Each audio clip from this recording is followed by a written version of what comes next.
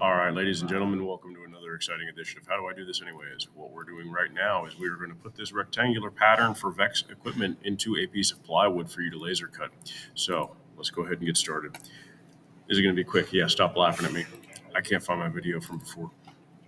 We're going to start just a boring piece of material. Yours should be in the shape that you guys actually want your part to be, like the side of your body, etc., etc.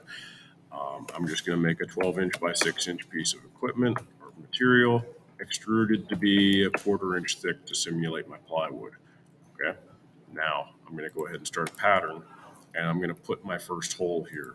You should be more specific about where you want that hole to be. I'm not because, well, this is a demo.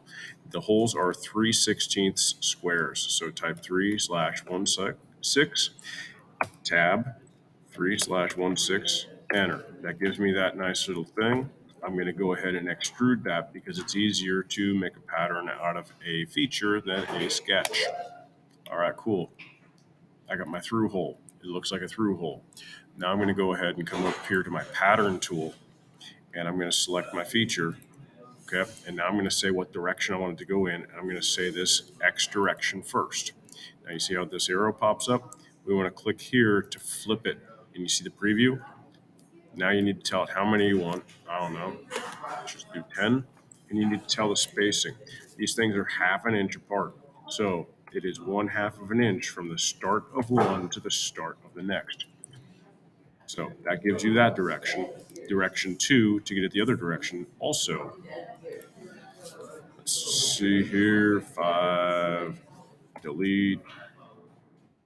And we want to go at least 3 in that direction, so that way you can actually attach those pieces that actually hold the axles in place.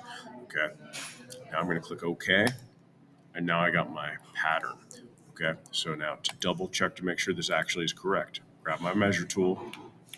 From that corner to that corner is a 1/2 inch, just like on your VEX stuff.